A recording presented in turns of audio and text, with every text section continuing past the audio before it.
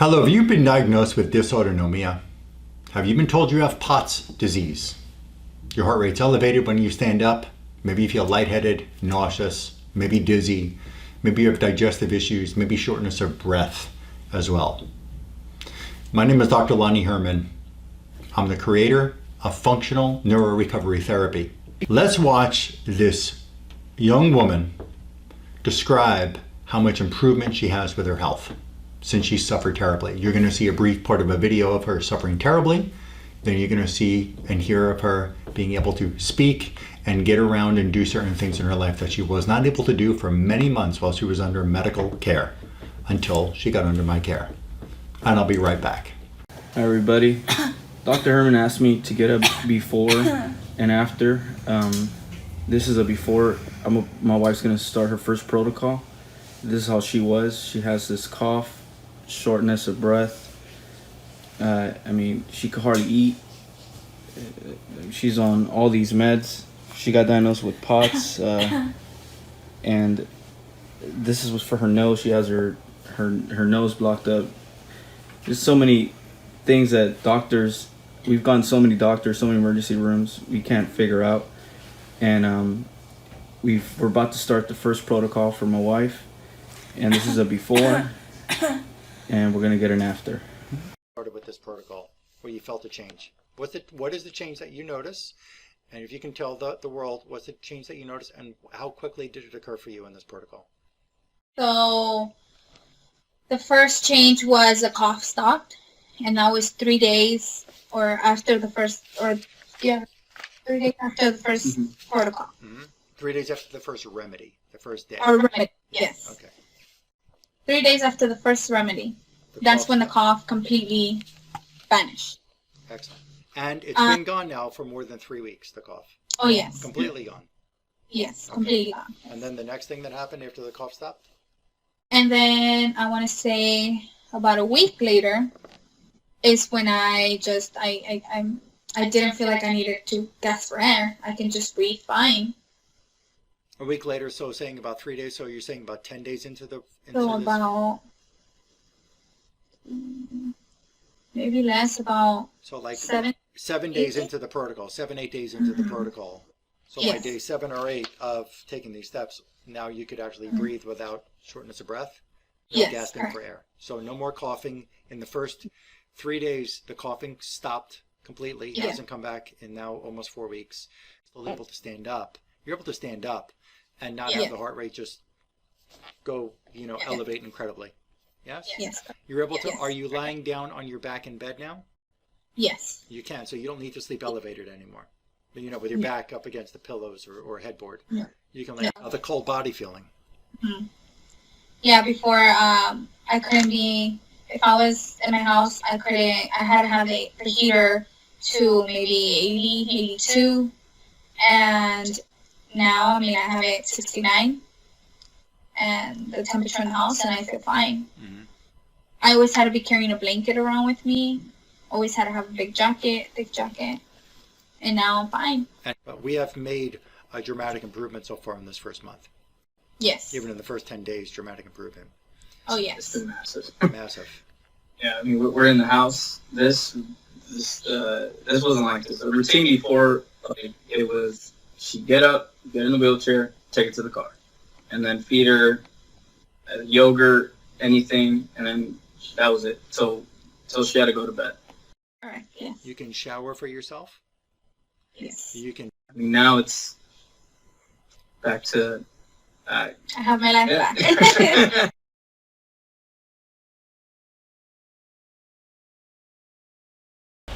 Hello, do you suffer from a dysautonomia, from a POTS condition that makes you unable to stand without your heart rate going up, that causes you difficulty in carrying out your daily functions, whether it's work or school or your home life, taking care of yourself? My name is Dr. Lonnie Herman, and I'm sitting with two great couple. Miss Cruz, Mrs. Cruz is my patient with her husband here, Mr. Cruz. And they started with me back in December of 2018, the beginning of December 2018. And right now, today is August 20th of 2019. And her recovery so far is just incredible, Yes. beyond incredible. Yes. So For 8 months prior to her coming to me, she had several symptoms here that we'll go over, and now we'll talk about with her how much level of improvement, if we can do that, how much level of improvement she's experienced, that they've experienced together through undergoing the kind of unique care that I offer. She had the rapid heart rate, and how high would your heart rate go up to when you stood up out of a chair? When I would stand up, it would go 120, 130. 120 The to highest I 130. ever went to was 160. 160 was the highest ever. Yeah, On average, was it 120, 130? 120, And 130. that's still very high, because it Yes. should be 60 standing up. Yes. Yeah. She couldn't stand because of, A, the heart rate would go up, Yes. And- I was fatigued. I was weak. fatigue, weak, and were you more short of breath with standing up as well? It was more walking. The As you were shortness walking of and short of breath. Yeah. So that was the next thing. She had an incredible shortness of breath. You weren't able to lie on your back. No. So you'd sleep with pillows behind you, almost sitting up, right? Almost sitting. Yeah. Another video that I put up I called it Stunning POTS Recovery. I'll show a little clip of it here on this image right now, on the video that you're watching. You could see a video that her husband took of her when she was in bed and just barely getting by. So you see the position that she was in, kind of at a 45-degree angle, and the coughing and the short of breath, and it was really terrible. So shortness of breath was like if you were lying on your back, you were short of breath, Yes. and shortness of breath would also happen when you were walking, Walking or doing any type of activity. any activity, Mm-hmm. whether it's something like trying to get dressed Yes. or cook Showering something or shower. yes. Yeah. So she couldn't dress herself. She couldn't shower by herself, right? No. You had to sit down in the shower and have somebody help And- bathe you. Yeah. Yeah. You couldn't brush your teeth. No. Somebody was helping you Yes. with all these things. Yes. You couldn't cook for yourself. No. Couldn't clean for yourself. No. Yeah. And even your foods, were you limited on foods that you were eating? Yes, I was only eating yogurt, banana, mashed potatoes. And that was because what? Because of the same shortness of breath. Shortness of breath would happen if Yeah. you ate something else. I just felt like I couldn't breathe, and couldn't then breathe. my body didn't want to take the food. Got it. You also had the constant coughing that was going on. And that was constant. That was like every few seconds you were coughing, right? And you also had the swollen nose inside. It looked really swollen inside. Yes, And the doctors, you went to an eye, ear, nose, throat doctor, correct. and that doctor wanted to do, besides they gave you 2 nasal sprays Mm-hmm. that you're using constantly, Yes. like an addiction with that Yeah. thing. What did they want to do for you with your nose? They wanted Fix to do stuff- surgery. Surgery. They were going to scrape out the turbinates, I think. Yes. Okay. You couldn't drive. No. What would happen when you tried to drive? I would get anxiety, panic attacks. Anxiety. And you had anxiety only while you tried to drive, or did you have anxiety at other times No, as I well? had anxiety the whole day. You had anxiety always. Yes, all day. Because one of the other situations that you had with your anxiety was you couldn't stay indoors, No. right? So let me ask you this: when you went to, because you had 5 emergency room visits, Mm-hmm. when you went to the emergency room, were you anxious in the emergency room? Yes. Yeah. Yes. And one thing with the anxiety, what Mr. Cruz, what you used to do with your wife was what, when you woke up, before, when you were looking for answers for this horrible situation that happened to her, that came on like overnight, basically. When you were looking for answers, what did you used to do with her in the morning? Because you had to get her up, get her Get her up, get her on the wheelchair, take her to the car, and just sit in the car. sit in the car and just. Because she had no anxiety, feeling of almost a claustrophobia, Yeah. stress As soon in the as car. she woke up, Yeah. get out. Get out of that. Get out of that Get building. out. Yep. Yeah. You couldn't speak either, No. and so you couldn't speak not because you lost your voice, No. because I was out of breath. out of breath. So when I first had my first consultation with them, it was really with him. I mean, she was in the background, and I said, no, I don't think, Mr. Cruz, you can answer all these questions about her history, because I think that she knows the answers. And he says, no, you don't understand. This is before I ever met them. We had a phone discussion about her situation and about their situation. And I was like, but I have to hear from her. He said, no, you don't understand. She can't speak. She's so short of breath. And all I heard in the background, and I mean no offense when I say this, it was like a little peep, like a mouse, like, and I just heard it was extreme difficulty for you to try to get a breath to even say a word. Yeah. So he and I were the ones talking about what happened with her. And the first day that I met you, when you came here in December, like December 3rd, I think it was, or 4th, 2018, it was a very difficult situation. It took about 3 days for you to drive here from Texas, Yes. and your husband wheeled you in a wheelchair. Yes. Can you stand up now? Yes. Go ahead, let's see. Yeah. And now you can sit down again. I don't know if that just cut her head off. I don't know if somebody working the camera here, but you can sit up. You don't feel the heart rate jumping up, No. and you're able to do some other things we'll get to in a minute. You also, there was no intimacy with you guys for several months, probably because it was just too difficult on you to breathe and sit. Yes. And if I even would have taken the opportunity to film you when you were in my clinic that day that I got to examine you, because it was so bad with your, it was bad. Yes. You just couldn't breathe, and it was, and the coughing was constant, and it was, I mean like just gasping for air. It was almost like being a fish out of water for you. Yes. It was so bad. Yeah. Yes. You couldn't cook and you couldn't clean your home, and there was no walking upstairs. No. There was no being indoors, as I said before. So you were on when we first met back in December. She's already done 3 protocols, right? 3 unique protocols that I'll talk about in another video.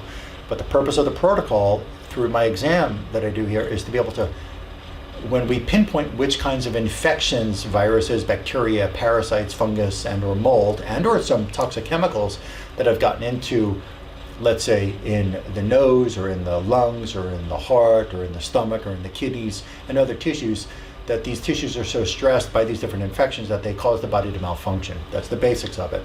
When she takes the remedies at home, which are pretty simple to take, pretty easy to follow a protocol. yes. Yeah. So when she takes the remedies, it helps get rid of, helps the body by itself heal itself, helps the body expel, get these different infections out of specific tissues that we're targeting with these very effective and safe remedies. Fair to say that? Yes. Okay. Within your first few days, before we talk about where you are right now, within the first few days of your first protocol, because I called you, and I did talk about this in the Stunning POTS recovery video, but when I called you, I was surprised. I was thinking I was going to get him on the phone or a voicemail, right? And you answered the phone with a clear, strong, beautiful voice, Yeah. sweet voice. Yes. And I was taken back because I was like, oh, I did the first time I heard your voice. Yes. And that was already in. You were already, your coughing stopped. The chronic cough that you had for 8 months that was constant throughout the day and night probably was stopped probably within the first, like, I think you said like 3, 4, 5 days in the Yes. protocol. And then the shortness of breath, just about I won't say 100%, but you're able to breathe sitting down and breathe Yes. standing up, right? Without taking too many steps, you're able to breathe again within, I think that was by the end of the first week of your Yes. protocol. Correct. Yeah. So comparing all of the coughing and and a great amount of shortness of breath, let's say coughing gone and the shortness of breath had greatly decreased in that first week. Compare that to 8 months of care that you had from the cardiologist and the ER and the other doctors, night and day. Yes. Yeah, yeah. And with all the medication and with all the observations in it, Oh, yeah. because you had MRIs, you had stress tests, you Yes. had CT scan, you had different things. Right? Different medications too for different anxiety, meds. for tachycardia, all kinds of different medications. Yeah. And they weren't doing it for you. No. They were not. Right now, you're down from 5 medications to 2. Yes. And the nasal sprays, how often are those nasal sprays? I probably use it, I want to say 3-4 times a day now. 3 to 4 times a day. Yeah. And that's because there still is a little slight irritation of some kind up in the nose, Yes. you feel? Because when you're trying to breathe through your nose instead of the mouth. Yeah, Yeah. exactly. Okay. And you can now climb upstairs. Yes, I've done it. And when you're walking or climbing upstairs, you can get up to about, before I met you, did you ever try to step up 1, 2, or 3 steps going into a building? Before I came to, yes, I did. And what would happen? My heart will race Heart will to race. 160, 170. And short of breath. Yes, And that was with the medications that the cardiologist gave you? Yes. 5 medications. yes. And now you're down to 2 meds, and we're still going to get her down from those 2 meds. So we still have other work to do.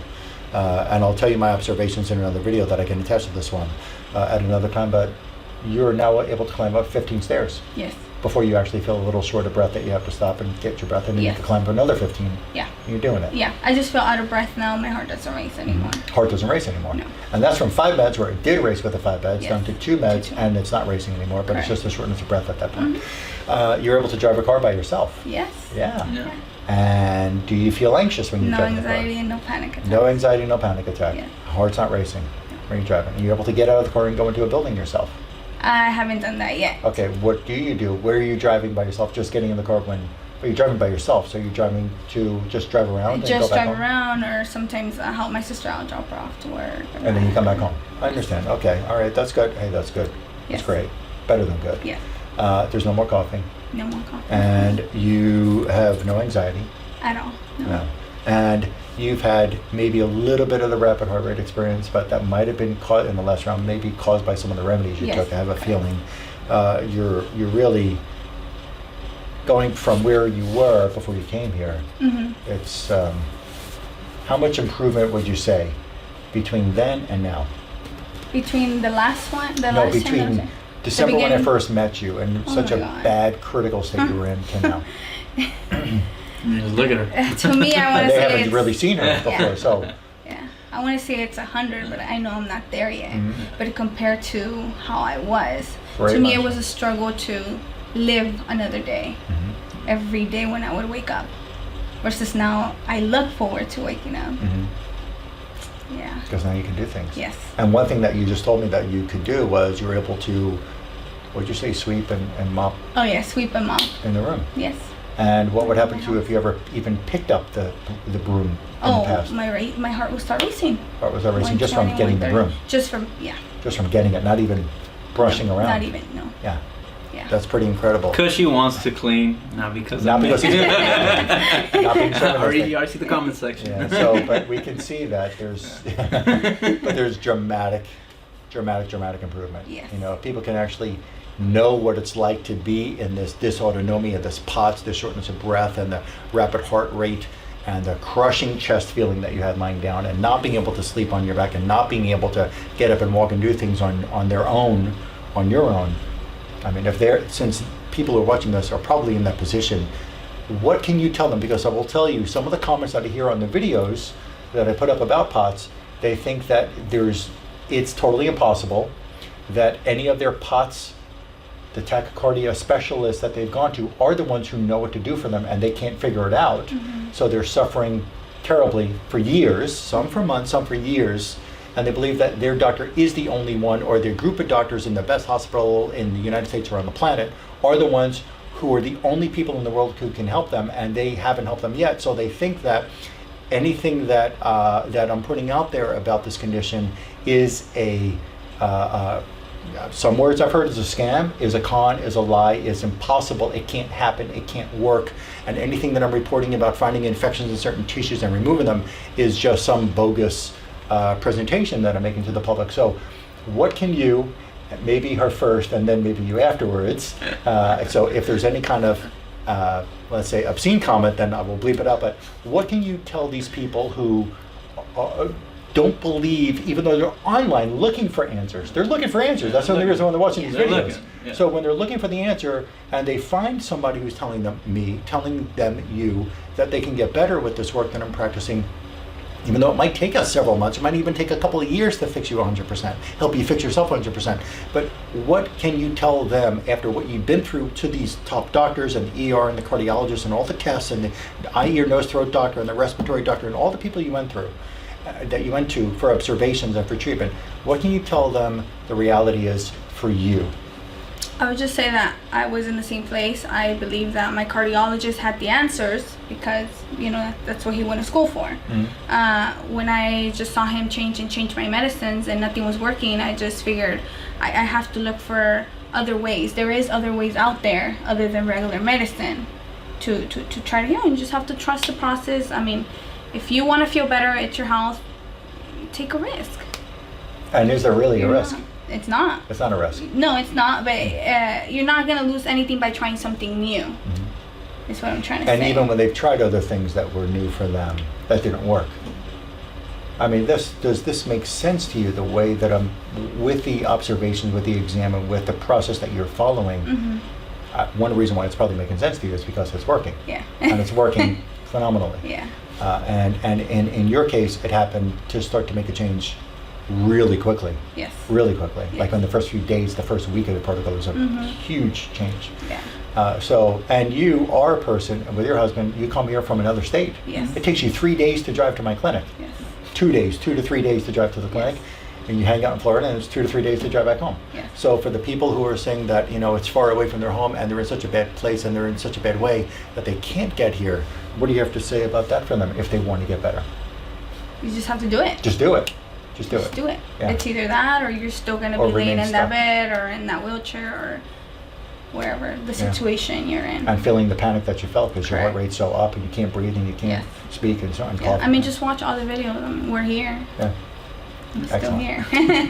Can you say, Mr. Cruz, for the people who are out there who and you know, because now you, if you could just explain, I'm sorry, Right. before we Right. just say, hey, come to Dr. Herman, before, and Yeah. I'm not telling you to say that to Yeah. people, but for you as the husband, as the spouse, as the, carer, as her friend, for you to watch what she was going through and what it put you through, what was it like for you to see what she was going through and to go to the doctors and see what was being done or not done for her? What was it like for you living in the moments that you were living in? Can you tell anybody how you felt, even though you're determined to get it done? I remember talking to you, but what did you feel? I mean, what were you seeing what she was going through? How much torture was she under, and you for that? It's painful. It's, it's unbearable to see my spouse like that. I'm not really an emotional person. I don't like to show it towards her, but it's indescribable. It's frustrating to see her. No answers from no doctors. I'll do whatever it takes to find answers, to look for it, and that was just my mindset the whole way. I just saw it as motivation to look for answers for her. And I mean, I looked through all the pots, everything you're looking through, Doc Clinic, Mayo. I'll throw all their names. I'll throw everything. I looked at all that stuff, hours and hours of it. That's all I was doing all day, just learning from all types of doctors, see what can work for her. We tried everything, all the meds. I pretty much studied everything for her just to see what can work until I came across his YouTube page and just went deep on it. I mean, I watched everything he had just to see if he's BS or not. And he was the only one that made sense, the only one that explained it clearly. Watching this, you know what I'm talking about. So make the appointment and just trust the process. Come here, pay it. I mean, you got to sell your house, do it. Like, you're dying. Can I say something? To us, at the end of the day, now that I'm better, and just remembering how bad I was the first day when I came here, to us now, the way we see it is like, it doesn't matter how much money you have, what car you have. If you don't invest in yourself and your health, what's it matter if you can't even enjoy those things? So like how he said, if you gotta sell, if you gotta somehow figure out how to get the money to get here, do it. And it's not really that high of a price. No. Really ain't. I mean, comparing it to other I clinics. keep with telling you, the gotta raise the hospital price. stuff. I keep telling him to raise the price. Yeah. Comparing it to, I mean, it's like compare it to you see other clinics with these stem cells and with these other things in these hospitals, what they charge for These their hospitals, valuations. man, I got Tens of thousands of dollars. Yes, What correct. kind of hospital bills? Yes, I was just gonna say that. An MRI. An 100 MRI. grand or more.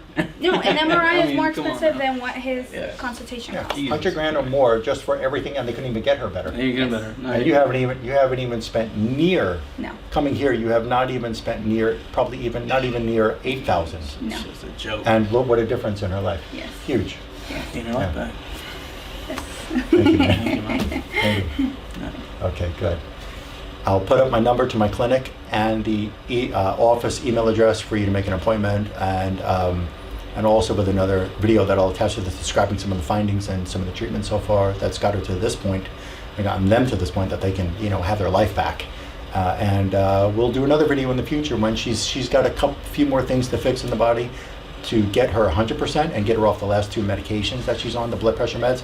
But when you can actually understand the nervous system, the cardiovascular system, the endocrine system, understand all the parts of the body and be able to put the whole package together and have a unique system with a unique set of tools and skills to go after what's causing these conditions, it can happen. It can happen. I'm here to help you. We're here telling you this to help you because there's no reason for you to suffer. You don't deserve to suffer. It's not like you did something wrong to someone that you're suffering with this condition just came upon you. You got to understand there's some information, a lot of information that you're just not getting from your doctors. No matter how smart they appear to be, no matter how great and caring and nice they appear to be, and all the millions of dollars of equipment that they're using to test you and blood tests and all that, there are some things that they just are not paying attention to, that they're not helping you. And I believe I've got the right set of tools, skills, knowledge, and passion to help you get there. And that's my job, to get you better. And it might take us some more time, but you can get better. Thank you for watching this, and I look forward to helping you. Isn't that just incredible? The shortness of breath is gone, the coughing gone, the irritation in the nose is nearly 100% gone with no surgery. She does not have the rapid heart rate the way that she did. She's no longer anxious. She's getting around and doing things that she couldn't do before, and it's just amazing. Right now I want to describe to you some exam findings that I discovered in the unique exam process that I perform, and then you'll understand most likely why your doctors have not been able to help you so far. Okay? Because if they're not looking for different hidden infections and or toxins that are in specific tissues within your brain and or body, they're never going to understand why your body is having this dysautonomia, why you're malfunctioning. When we can, which I will help you do, when we can find these different infections and or toxins and remedy them out of your system, then you can recover and your body will stop malfunctioning and you can enjoy your life again. Okay? That's what it's about. It's not about treating POTS. It's about finding and removing the causes behind the dysautonomia, and recovery can happen for you as well. I first met with her and her husband December 4th of 2018. Right now I'm filming this as August 30th of 2019. I will just recap. She had shortness of breath. She could not communicate. Before I get into her exam findings, she had shortness of breath. She could not communicate. She could not lie down to sleep. The shortness of breath, the crushing pain on her chest was so severe that she had to sleep in a seated position or a 45-degree angle reclined position. She was on several medications, 5 medications at the time. She's still on 2 of those blood pressure meds, but she's doing phenomenal now compared to before. She was coughing every few minutes. It was a constant chronic cough. She couldn't breathe through her nose. She was on nasal sprays constantly throughout the day. Her husband said it was like she was addicted to them because she kept sniffing up the nose with those. The doctor had tried to do a stress test with her on a treadmill when she already had an elevated heart rate when she was standing up. She said her heart rate went up to about 170 with that test, and it really stressed her out and stressed the doctor out. And he just said, you have POTS and here's the medications for you. So she also had a cold pain in her body, a cold sensation, I should say, that was really bad. And she had a terrible anxiousness. She had a symptom that was almost like claustrophobia, even though it wasn't claustrophobia, because she could sit in the car or sit in a truck, but she couldn't be in a building. So that was her own unique expression with what was going on in her brain and her body. In her first examination, and through a very unique bioresonance testing that I perform, as well as combining that with some neurological exam steps that I perform, and some other steps I've developed in the system. And this is not just based on, please let me just describe here, this is not just based on one bit of research. This is not just, there's no machine I'm using here. This is all hands-on with an assistant and with the patient and manual testing. But I went through school because I realized that it's not just one system that's wrong. It's not just the autonomic nervous system that's out of order. It's multiple systems play a role in helping that nervous system function normally. You've got organs, you've got sinuses, you've got ear canals, you've got glands. Everything is involved in helping the body run. Your respiratory system is part of helping your body run. So we've got to understand more about the whole body. And I went through postgraduate studies, hundreds of hours in functional neurology and in neurochemistry and neuroimmunology and endocrinology and blood chemistry analysis and thyroid disease and developmental disorders of the brain, the whole autism spectrum I studied in great detail. I studied movement disorders and biochemistry and organic chemistry and some in quantum physics and biophysics research out there and cardiology and gastrointestinal disorders. And I learned one thing through all of the schooling, and alternative cancer treatments and dental work and the connection of dental work to disease in the brain and the body. And I'll tell you that with all the different laboratories of stool tests and blood tests and hormone testing and urine testing, there's so much that's missed in those tests, whether it's also including imaging studies of MRIs or you've got an EKG, there's so much that's missed. They can't find what's causing it. So we have to use a different set of analysis tools and skills to be able to figure this out for you and help you get well. So without going into further detail about that, I'll tell you the findings, and you can see when you hear these findings if this matches up to what you've heard about yourself from your doctor. I found in the first exam on December 4th. Now again, on December 4th, she could not speak. It was so short of breath. She couldn't stand up out of the wheelchair. She was in a wheelchair. Her husband drove her to my clinic in Florida from Texas. Took them about 2 or 3 days to get here. She could not stand up because when she stood up, heart rate would jump up. She couldn't breathe. Crushing pain in the chest. She could barely even lie down on the exam. On the exam table, she had to sit up in my exam room here. I found in her basilar artery, which is an artery that brings blood to some internal parts of the brain and back of the brain and brainstem, which you have parts of your brainstem that help regulate heart rate, for example. It's very important to study this tissue. The basilar artery, the poliovirus. Her kidneys also had the poliovirus as well. Her lungs, she had infection from the influenza virus and the poliovirus. She also had in a part of her an upper part of her brainstem called the red nucleus. The red nucleus of the upper brainstem helps to facilitate function or control of motor functions of the body. So you have muscles around your chest and around the diaphragm that help you to inhale and exhale. You have muscles that help you regulate your digestive function, and it's not just muscles in the arms and legs to stand and walk. We have muscles. The heart is a muscle. So the red nucleus, she actually had the TB residues of a tuberculosis vaccine in there. She had, I'm just going to highlight a few things here. I did talk a lot about more of her details in another video. I'll show you a screenshot of that video. You can watch that one in more detail. She had respiratory infection of some different bacteria. Her pleural cavity around the lungs and the chest, she had the poliovirus.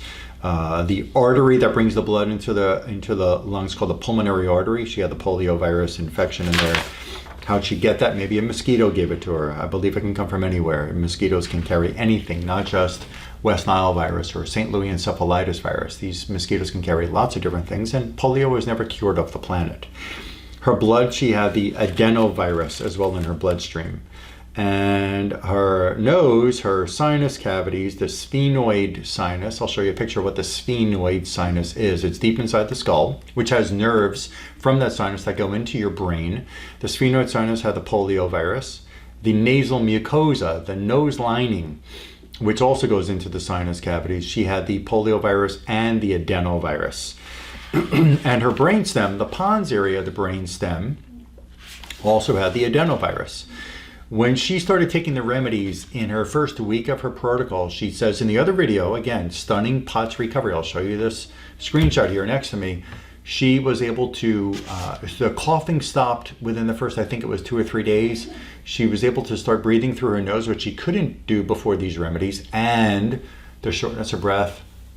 I think it was about a week into it, she had no more shortness of breath, and she was able to stand up out of the wheelchair at that time on her own without the heart rate jumping up to about 130. I saw them again in March of 2019, and I did another exam with her. We're going to talk about 3 more exams. The first of the 3 more exams was in March. When I got to evaluate her in March, she was doing a lot better. She came in dressed, makeup. She was speaking to me. She was laughing and smiling. She was doing a lot better. She was able to start decreasing the blood pressure meds that she was on. Again, 5 medications. Now she's down to 2 of them, so she's not 100% better yet, but it's a world of difference. I mean, this is like night and day compared to what she was when I first met her. I found, though, that she still had stresses in the respiratory system. Again, with the unique exam process that I offer, I was able to find the tissues that were stressed we had to work on, were her lungs, her pleural cavity, still the diaphragm, the nasal mucosa, the inner lining of the nose, and her brain and her aorta.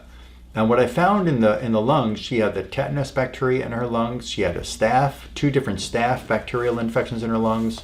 Botulinum bacteria, I believe, was in the lungs. Her pleural cavity, she had a tetanus bacteria. She had some mold in the lungs. She had a mold in the pleural cavity. She had the variola virus in her pleural cavity. She had the West Nile virus in the pleural cavity. Just to step back out of the exam findings for a moment, it was very interesting with her that she was functioning okay one day. She started doing an exercise program, and all of a sudden the heart rate goes up and never came back down. That's how it all started. And that was probably around like March or April of 2018, which was about 8 months or so before I met her in December.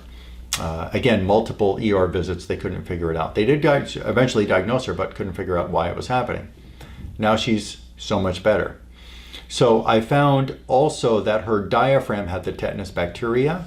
I found the tetanus in her nasal mucosa, the tetanus bacteria in the bronchi of the lungs.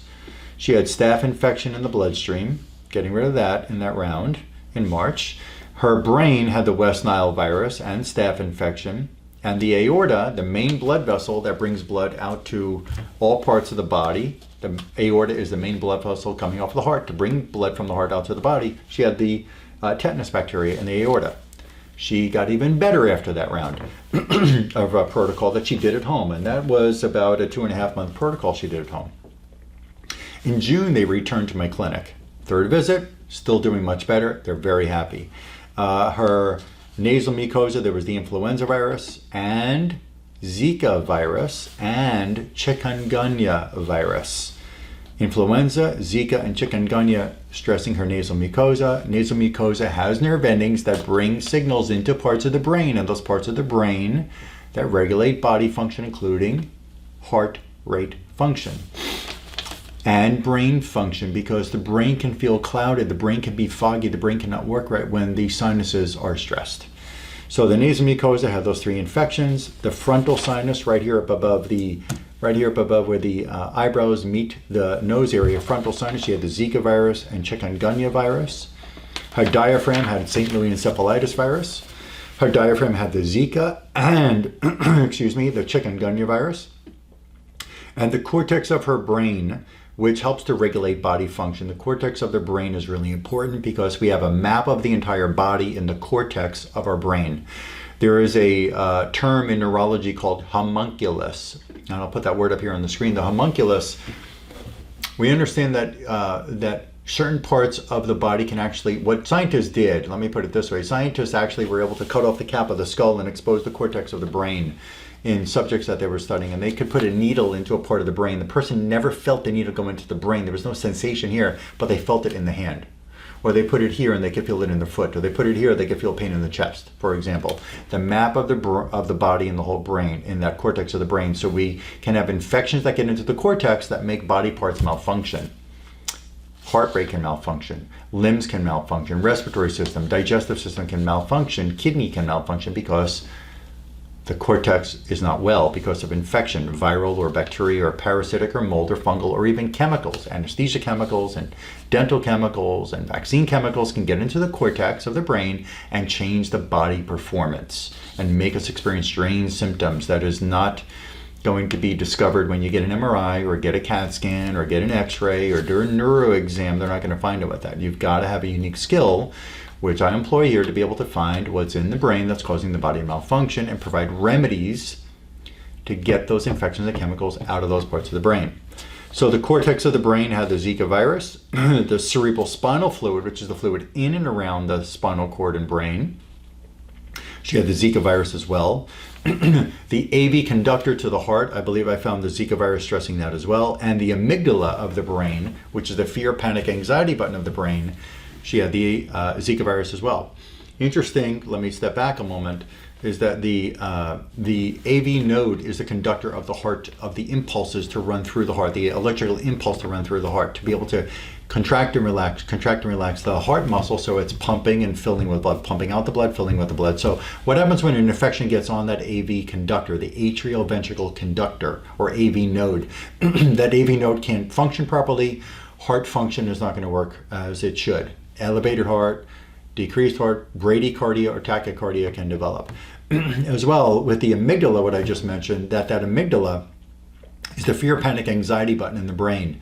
And when the amygdala's got an infection, you can have anxiety or will have anxiety, you can have panic, you can have fear, you can also have elevated heart rate, and other body functions will change because the amygdala, when you're scared, if somebody's going to attack you, heart rate goes up, get anxious. Heart rate goes up when you're anxious, as well as you can have changes in bladder function, changes in intestinal function, changes in respiratory function, changes in blood flow to certain tissues of the body. And when the amygdala is stressed over time, we get into a chronic fight or flight panic mode with the body, when you get into a chronic fight or flight panic mode with the body, whether the anxiety is still being experienced in the brain through emotion, sensing that, you can have changes in body function for a long time to come because of the infection that got up into the amygdala. Clear out the infection from the amygdala and see physical changes take place. And what we saw after that third visit, she's even better now. Still taking 2 of those medications for the heart, for the blood pressure. Her cardiologist is beyond amazed at how well she's doing. She's able to do certain functions around her home. She's able to drive around by herself. She's no longer feeling anxious. She can walk up 30 stairs without getting out of breath. She can walk up 30 stairs without having the heart pump so hard. She's getting so much better. In the 4th round, which I just saw her August 20th of 2019, she's taking that protocol now at home. Her lungs still had infection, Colorado tick fever virus and California encephalitis virus. I'm going to name a list of these here. There were several of them. She had 1, 2, 3, 4, 5, 6, 7, 8, 9, 10, 11, 12 different lung infections.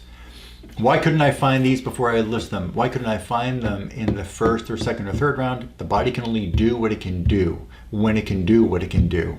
What does that mean? You can't get past 10th grade in high school until you pass, you got to at least get past 1st, 2nd, 3rd, 4th, 5th, 6th, 7th, 8th, and 9th grade to get to 10th grade. You're not going to be able to clear up all the different infections and chemicals that are in your tissues until you start clearing away the ones that your body can handle first. So if you have 10 different infections, for example, in the respiratory system, and your body can only handle 2 of them because it's so weak, because it's so broken down, because you're so stressed, the heart rate, the whole thing that's going on with you, the whole list of symptoms going on with you, for however long it's been going on, the body's getting weaker over the time, months or years dealing with this dysautonomia. Your body may not be strong enough to take care of all of those different infections in one round. It may need to get rid of just 1 or 2 or 3, for example, and then your body got stronger, and now we can go after the next set of infections that's already in there. So I found in this August visit, lungs had the Colorado tick fever virus, California encephalitis virus, Pumala virus, if I pronounce that properly, P-U-U-M-A-L-A, Pumala virus. Another virus that has a long 2 words to it, lymphocytic choriomeningitis virus, Zika virus, tick-borne encephalitis virus, a bacteria called treponema. She had the influenza virus. She had the Everglades virus, influenza A, and influenza B viruses as well. I found that her sphenoid sinus was still infected with the Pumala virus, Everglades virus, Colorado tick fever virus. I found also that her amygdala was still infected with the Pumala virus. I found that her diaphragm was still infected with the now Colorado tick fever virus, tick-borne encephalitis virus, and Everglades virus. Now, without going further into other studies, you're of that part of that protocol, you probably have never heard of those before in the exams that you're having done with your doctors. If they are getting you well, then stick with them. If they're not getting you well, and that's probably the case, that's why you're watching this video, whether it's you or a loved one who's not getting well, that's why you're watching this video now. Understand that we're either going to stay in the same paradigm, in the same box, so to speak, of practice and stick with just being managed with medications. And if you're choosing to do that, that's your right to do that. I'm not here to tell you to stop doing that. But if you're ready to move beyond and you believe that there's a way to get better, and I'm showing you proof, there's more than one of these POTS recovery videos on my YouTube channel.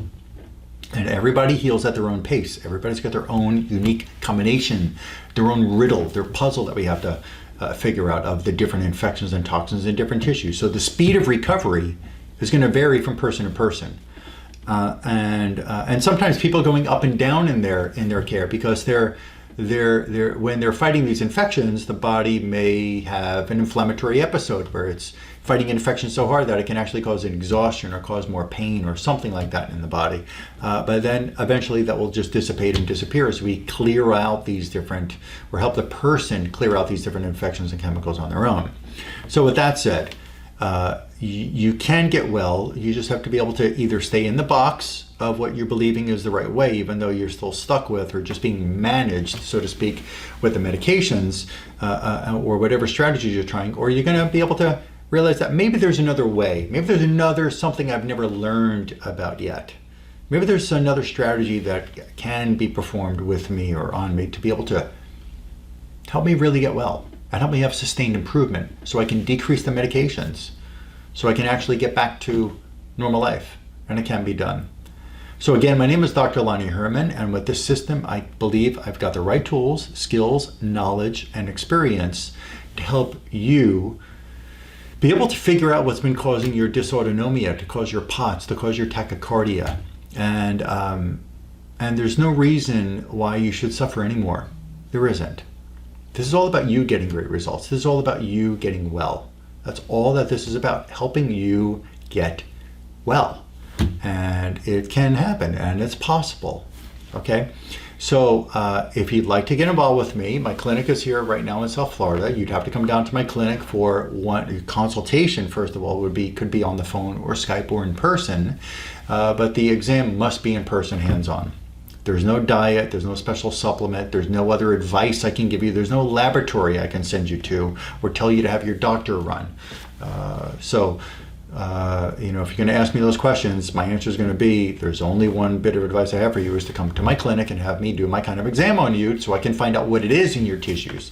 Otherwise, I don't know what to do for you. And that's where I am limited, is doing a great thing for a person, but you've got to come here. You can contact my clinic at 954-370-3100. That's 954-370-3100. Or contact my clinic assistant through the office email address. And I'll put that up on the screen here as well. And I'll leave it up for a little while so you can write that down. I'll tell you that insurance companies don't recognize the kind of work I offer. So this will be an investment in yourself. This will be out of pocket. So the fees, my assistant can go over those with you when you call up my clinic. People flying to the local airport, that's about 15 minutes from my clinic, driving distance. And it's pretty easy to get right back to the airport. So some people fly in the same day, fly out same day. I'm saying fly in and out the same day. Some people stay over a day or two. And then we ship them their protocol for them to follow at home. And usually protocols are about 2 months to 3 months. That's an average. Everybody's different. You are unique. So I don't know exactly how long it's going to be until you get well. I don't know exactly how many protocols or how long your protocol is going to be, but that's about an average. People start, in many cases, start feeling better pretty quickly with this work. But again, you are unique. So we just have to listen to you that way and understand the complexity of your condition and the possible causes of your condition, and then get into working together to help you get well. Again, you can contact my clinic. I'll leave the number up here through phone or email, and my assistant will help you get the appointment set. Usually we're on about a 2-month waiting list for the exam appointment, so expect that when you call. You can follow me on Facebook. I do, and like me on Facebook, like my Facebook page, because I do put up information there on a pretty regular basis. And you can actually scroll through some other posts that I put up on my Facebook page, because I put up a lot of different information that can help really shed light on many different conditions that I work with. Again, through neurology and neurochemistry and neuroimmunology and endocrinology and blood chemistry analysis and movement disorders and developmental disorders and gastrointestinal disorders and thyroid disease. I've taken so much postgraduate schooling that I have a pretty good idea about and skill and ability to help with many different conditions. So if you read through those posts, you'll probably have a bit of a better insight into what I'm about. You can also follow me on Instagram. There's information on there as well. And subscribe on my YouTube channel, where when I put, and turn on the bell for notifications on my YouTube channel, because when you subscribe, you won't get information from YouTube. YouTube won't send you an email unless you turn on the bell for the notifications that I put a new video up. And when I put a new video up and you have the notification arrive in your email box, you'll be the first to know when I put a video up. And then you could hear of other really incredible recoveries taking place in my clinic and other unique reports of what I'm finding in the kind of exam process that I perform here. So I look forward to helping you, and thank you for watching this, and I hope it was helpful for you and or your loved one. And if this was valuable to you, or if you found this beneficial, please do share it with someone.